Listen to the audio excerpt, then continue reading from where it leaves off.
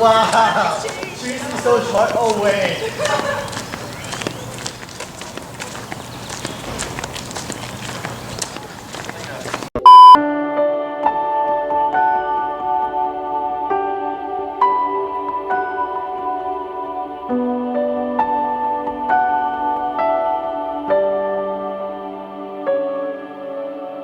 Hola, mi nombre es Michelle Martinez. I recently just graduated from Ryerson University, and I was serving in committee for worship coordinator. This is my second time going to CC.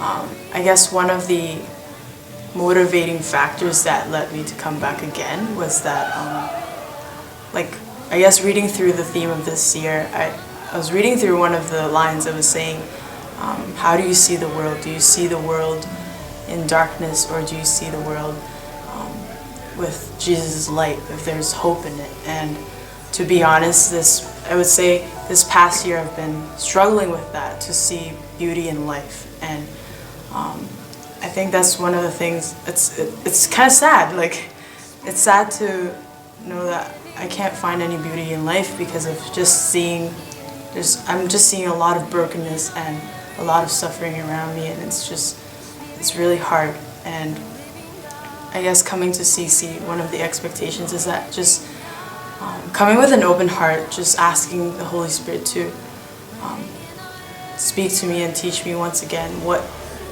the beauty in life is. And I'm really looking forward to that. We can only worship if the Holy Spirit initiated us to worship. That is the only possibility. There's no other way. There's no other way.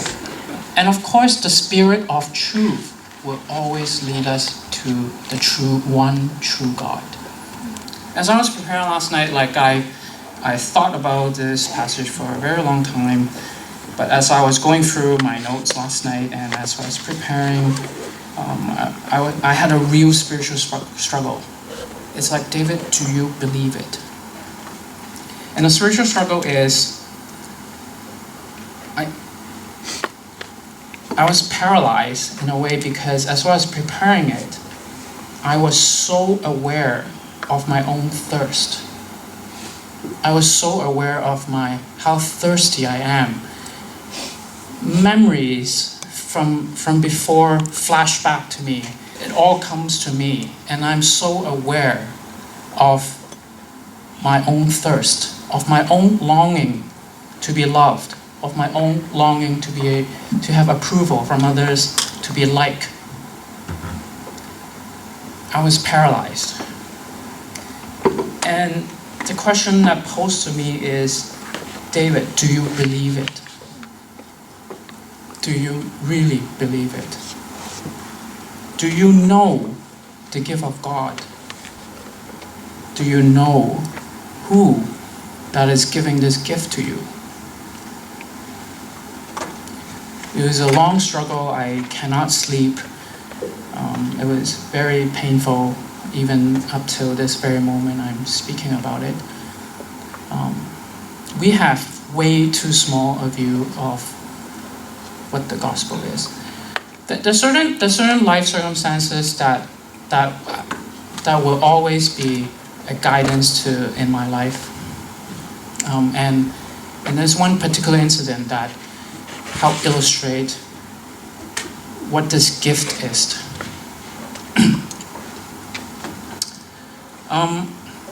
So I'm aware of my thirst, and I'm also aware of how I'm feeling those thirsts. I'm sure that, as you slowly think about your own life, you also notice how you have filled yourself with things to quench that thirst. In some way, my reading of John 4, when Jesus changed the topic, said, "Go call your husband and come here." In some way, because the women don't know what she's asking. And Jesus changed the topic to point out her real thirst, how she has been dealing with it. And it was through a serial relationships, one after the other and after the other, and she's still thirsty. So back to that life encounter that always illuminate this for me, like what this gift is. In 2012, I got a phone call that a friend of mine has cancer and was in Princess Margaret. I knew that I wanted to see him. I was the first one, when he was a new immigrant from China to Canada, I was the first one to give hospitality to him, drove him to church, and he told me his life story. He was a very bright young man, got full scholarship from government of China to study in Germany, and then in his 30s become a CEO of an IT company.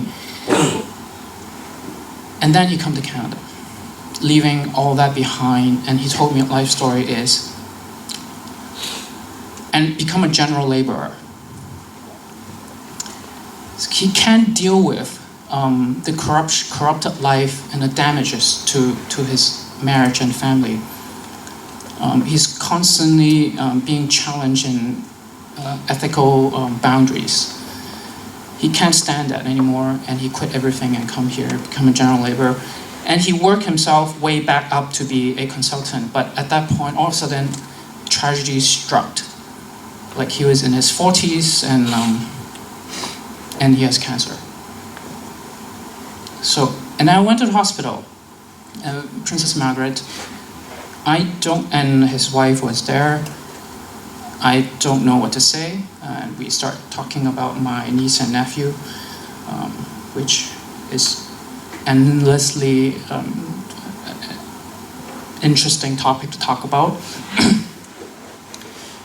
But when it's time to go, I know that I need to go and pray with him. So I hold his hand, and his wife standing beside the bed, and I hold his hand tight. And I prayed. And the Spirit fell upon me that the first word that came to my mouth was, I was praying in Mandarin, God, you are the shepherd of our life. And then at that very moment, both of us began crying uncontrollably. In some way, I was connected fully with his pain and the tragedy that was in front of me. But then as we continue praying, it was tears of joy, because we felt both of our life is in such good hands that we are confident to go through this.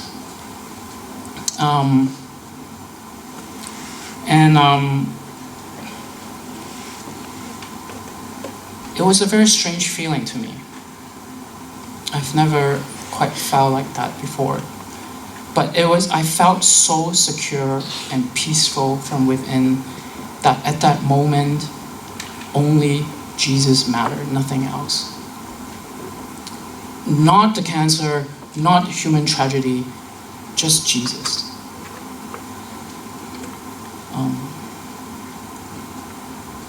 That was that moment, and I walk out of the hospital like joyful and peaceful, and it gave me and him tremendous strength.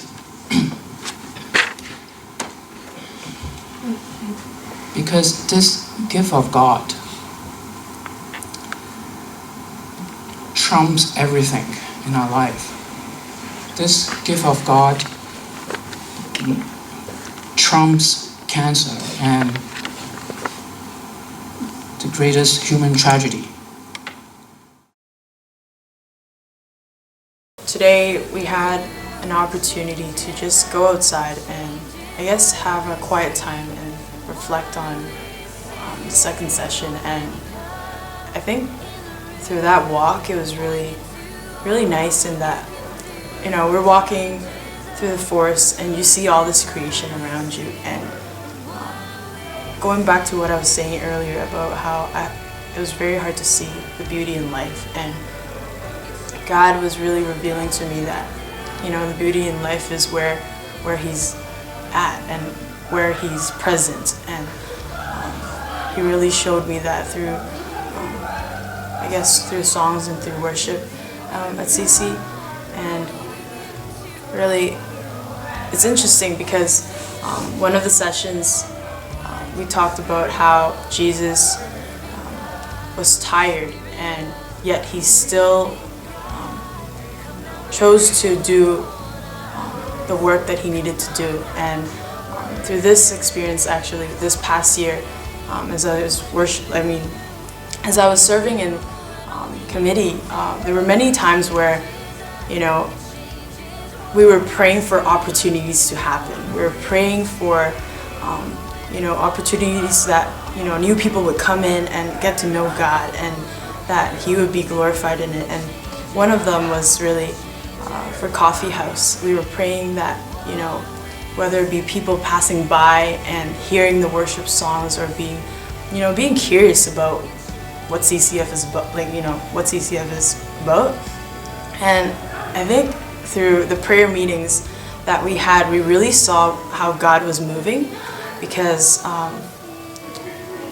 one of my friends showed up, and I didn't expect that she would be there, but it was really eye-opening seeing how God just placed the opportunity right in front of my eyes, and I'm like, wow, God, You just answered our prayers. And I'm like, and it's crazy because it really showed how I actually didn't expect much from God, and I was like, wow, I have such a small view of what God can do, and He really showed how big He was and how powerful He was.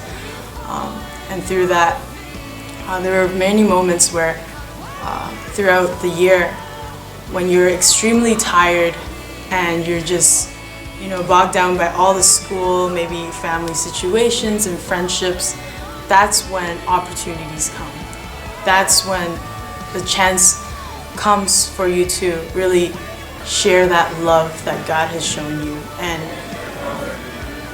God really, it's not through my own strength that I did it. It was really like the Spirit moving me to do it. And God really taught me that. And it was a very overwhelming experience because I didn't know that. I guess I've never experienced God in the sense that He answered the prayer in such a powerful way, and I didn't expect it at all. And it just came like it felt like it was really random and just hit me on the back, and I'm like, wow, God, you surprised me. And it's really beautiful how God is continuously working in our campuses, and I really look forward to see that in the upcoming year. I'm just seeing new leaders that will be, I guess, guiding the fellowship into a closer time with God, but that it would just,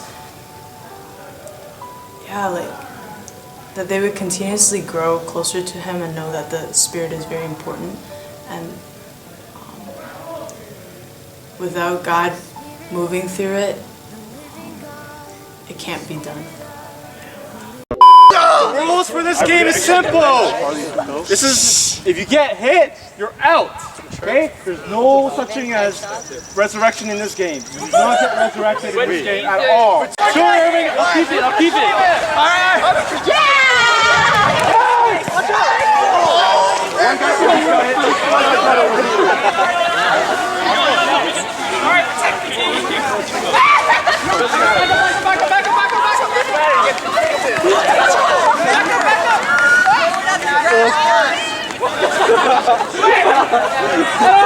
That scares me.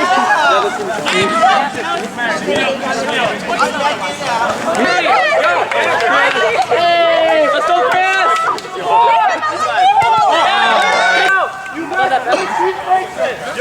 Okay. It's time to enact that truce. Yo, guys, we need that juice. We stick it to the right. Attack! 3, 2, 1. I need to hit it. Oh no!